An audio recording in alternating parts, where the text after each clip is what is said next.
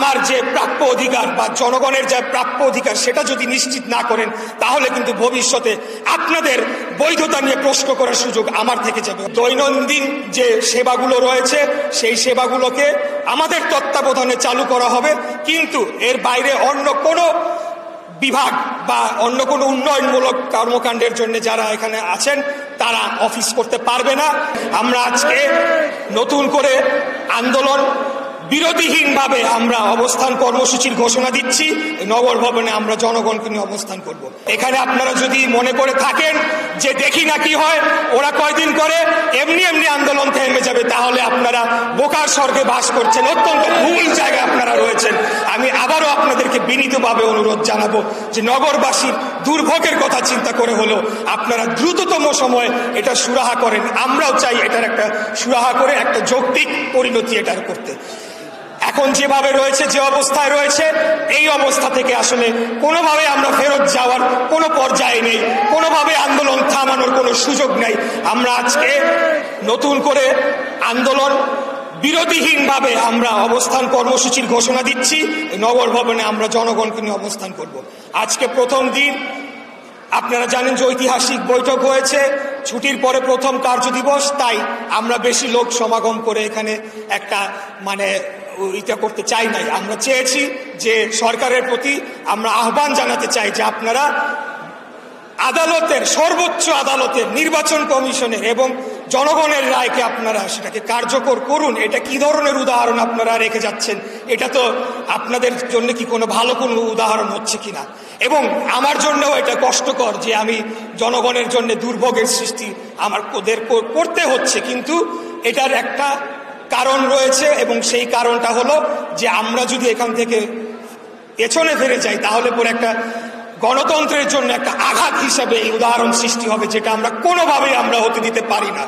আমরা সকল পর্যায়ে কথা বলেছি, সকল পর্যায়ে সলা পরামর্শ করেই আমরা আজকের এই কর্মসূচি ঘোষণা করছি। তাই আমি সরকারকে আবারও আহ্বান জানাবো, আপনারা দ্রুততম সময়ে এটা নিষ্পত্তি করেন, না হলে আমাদের দলের সর্বোচ্চ পর্যায়ে আপনারা বৈঠক করে এসেছেন, সেই পর্যায়ে কথা বলে এটার মীমাংসা অতি দ্রুত করেন। তা না হলে কিন্তু এই যে অচল অবস্থা সৃষ্টি হয়েছে সেটা কিন্তু কাটবে না। আমরা একটা সিদ্ধান্ত নিয়েছি যে দৈনন্দিন যে সেবাগুলো রয়েছে সেই সেবাগুলোকে আমাদের তত্ত্বাবধানে চালু করা হবে, কিন্তু এর বাইরে অন্য কোনো বিভাগ বা অন্য কোনো উন্নয়নমূলক কর্মকাণ্ডের জন্য যারা এখানে আছেন তারা অফিস করতে পারবে না। এবং আমরাও প্রধান ফটকের তালা, এটা একটা প্রতীক, এই তালাটা আমরা খুলতে পারছি না, আমরা অত্যন্ত দুঃখিত। কিন্তু জনগণের যে দৈনন্দিন যে সেবাগুলো রয়েছে, জন্ম নিবন্ধন সহ আরো ইত্যাদি যে জরুরি বিষয়গুলো রয়েছে সেগুলো কার্যকর করা হবে, সেগুলো আমাদের তত্ত্বাবধানে চালু করা হবে। আমি অন্তর্বর্তীকালীন সরকারকে শেষ কথাটি বলতে চাই, আপনারা হয়তো ভাবছেন আমি গায়ের জোরে আমাদের যারা জনবল রয়েছে, জনশক্তি, তাদেরকে নিয়ে এসে এখানে দাবি করছি, আসলে কিন্তু তা না।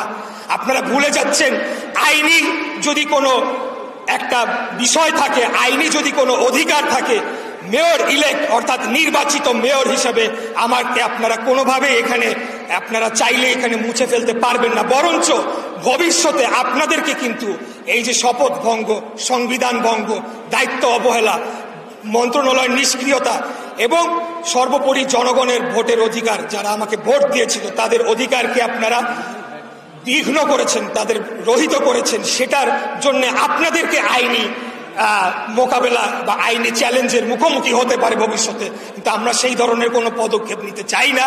আমরা চাই না এই সরকারের বৈধতা নিয়ে কোনো প্রশ্ন আসুক। এরপরে আমাকে যদি আপনারা আমার যে প্রাপ্য অধিকার বা জনগণের যে প্রাপ্য অধিকার সেটা যদি নিশ্চিত না করেন, তাহলে কিন্তু ভবিষ্যতে আপনাদের বৈধতা নিয়ে প্রশ্ন করার সুযোগ আমার থেকে যাবে। অতএব আমি এটা কোনো ভিন্নভাবে না নেওয়ার জন্য অনুরোধ করছি এই সরকারকে।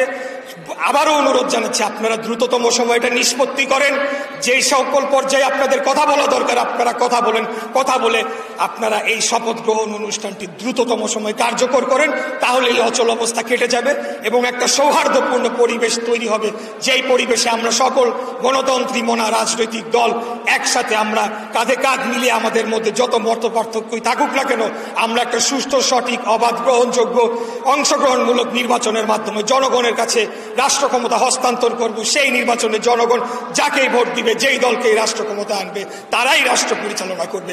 এটাই হচ্ছে আমাদের প্রতিজ্ঞা, এটাই আমাদের ওয়াদা।